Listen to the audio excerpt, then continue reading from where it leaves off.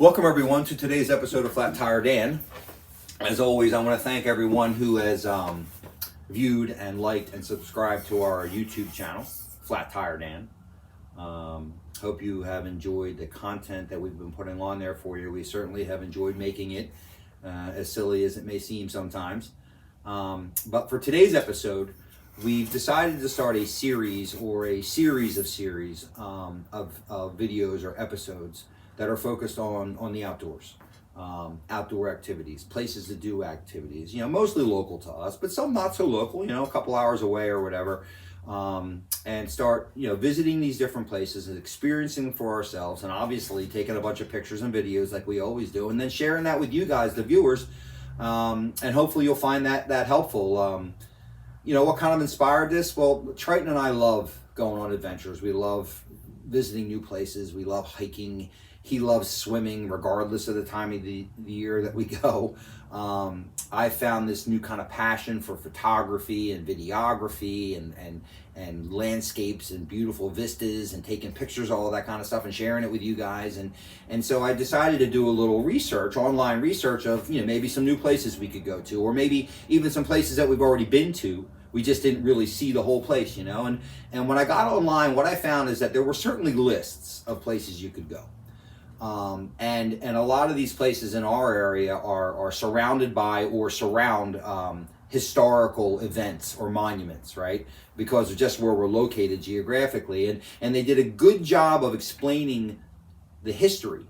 But as far as like what type of outdoor activities it led to, and then like the levels of that, it was all kind of vague, it all kind of said the same thing, like I'll give you an example. So, you might be looking to go to a park, but you've got kids and a stroller, so you're looking for some areas that where you can walk and you can enjoy the outdoors that are maybe paved or smooth surfaces, and have some outdoor pavilions that you can have some lunch and some nicer bathrooms and that kind of stuff. Or you could be like Triton and I, where we kind of like want to go and get dirty. Like we want to hike down trails to riverbeds so that he can go swimming, and then hike up the other side of the mountain and take a bunch of crazy pictures and all that kind of stuff. And all these descriptions all kind of said, well, we have a little of everything. And I don't know that I buy that. So I figured maybe it would be a good exercise for him and I to start visiting some of these places, doing some research, doing some exploring, taking pictures and videos, and finding out what they're really about, and then coming back here and sharing it with you guys, to make it,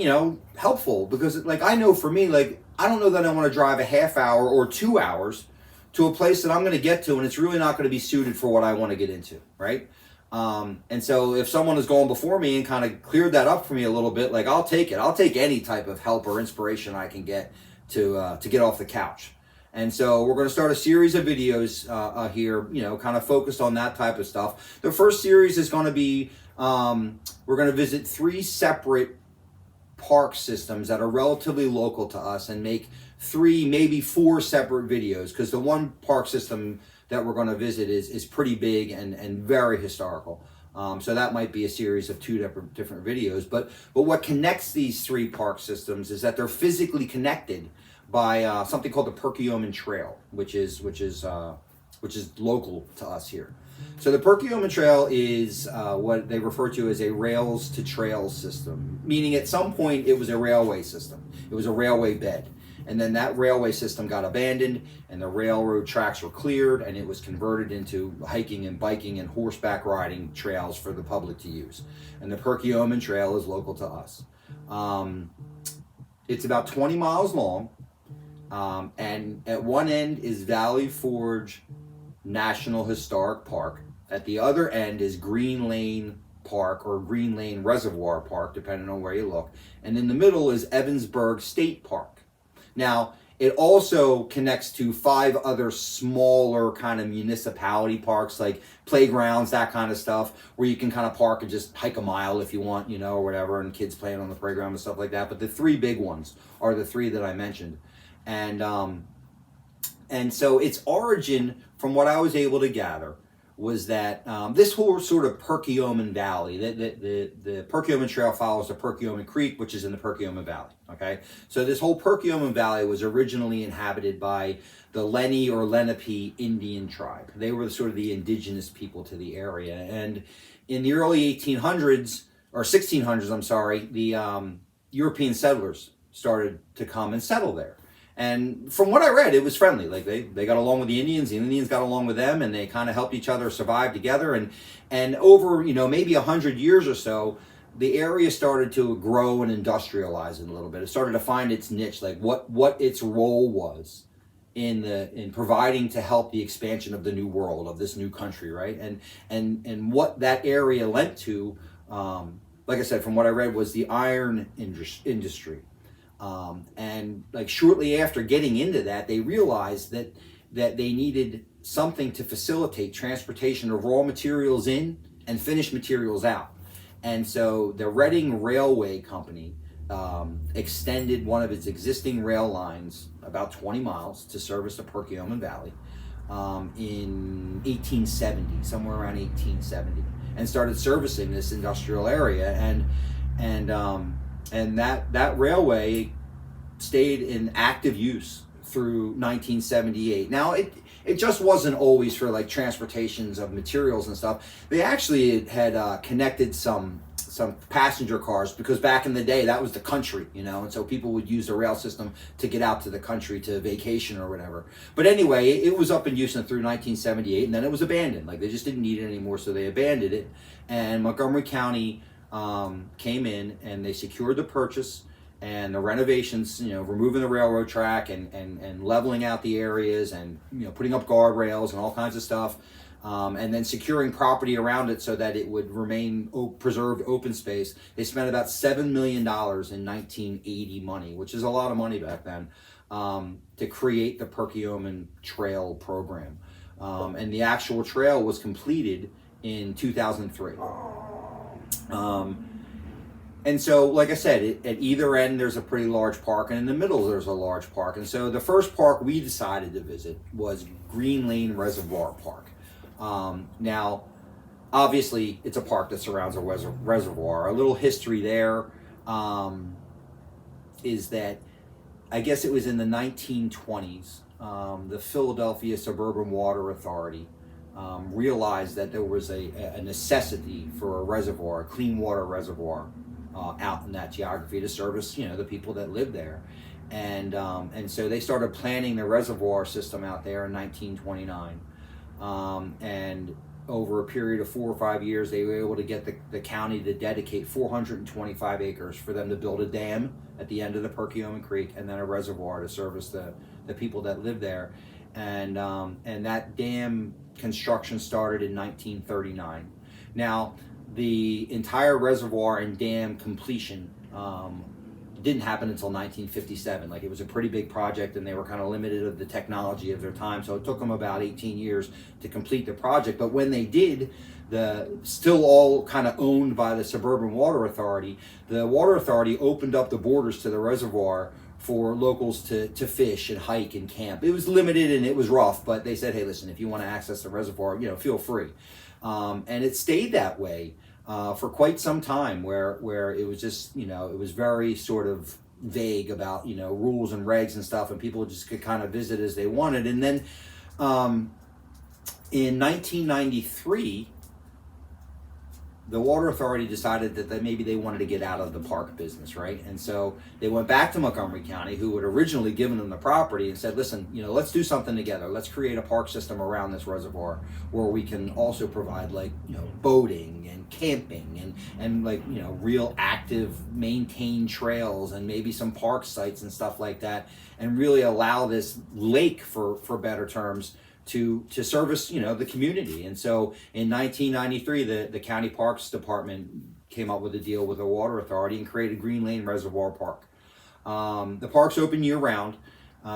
It's got some general parking areas with some pavilions and some nice bathrooms and nice kind of, paved trails and areas to kind of congregate and have lunch and stuff like that, kind of centralized in the park. But the bulk of the park is 25 miles of hiking, biking, horseback, cross-country skiing, fishing, boating, boat rentals, and camping around the reservoir. So, kind of back to my original point, like, it's a nice place to visit with your family. If you just kind of want to go to the park and have some lunch and maybe take a little walk up some paved trails and stuff like that, then they have that. But what Green Lane Park really lends to is more of the, I don't know if you know, I don't even know if I wanted to use the word advanced, but explorative hiking, you know, because Triton and I went there, and I'm certainly not an advanced hiker. But it lends more to that, lends more to uphills and downhills and maybe some rocks and some dirt, you know, and trees where you sit on for lunch as opposed to park benches and that kind of stuff. But we had a great time, and I can tell you that it's really well marked. Like, you never feel like you get lost out there. I just took a snapshot with my phone as I walked into the park of the map, and then, you know, as we hiked around the reservoir, I was able to pull it up at any point and see like what color trail I was on and where it headed and stuff. And we had something to do this afternoon, so we were only out there for 4 or 5 hours in the morning, and we hiked like over 7 miles of hiking. It was a full day, and he got to go swimming, and I got some pictures which you'll see. But it's a great spot. And what was nice is that, you know, kind of towards the end of the day, as my weary legs were getting tired, we were able to hike back to like a more mellow trail, which made our way back to the parking lot. But it lends more toward the outdoorsman, to somebody who wants to mountain bike, you know, or horseback ride, or hike some really nice trails that are going to take you down into the valley to get to the water, and then back up the mountain to take some great pictures and stuff. And so if that's what you're looking for, like, Green Lane's great for that. Now, if you're looking for more of a family environment and stuff, like I said, they offer that, but there's not a lot of it. There's some cool old bridges and some other stuff you'll see in the pictures, but either way, it was a great day. And we really enjoyed going. And so our next stop, I think, is going to be Evansburg Park. And I don't know a lot about it, but I plan on doing a little research before we go. And then that will be the next video in these series of videos. So hopefully you'll stick around for that. As always, thanks for tuning in. And remember, stay tuned for more content from Flat Tire Dan. See ya.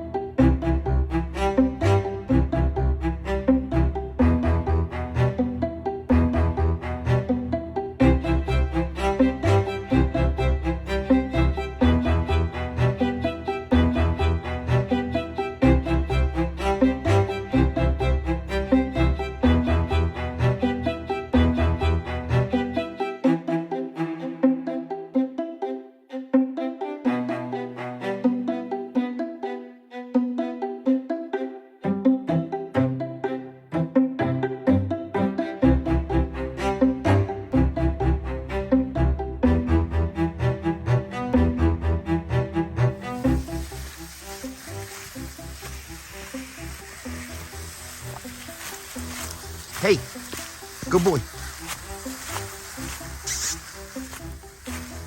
Where you going, huh?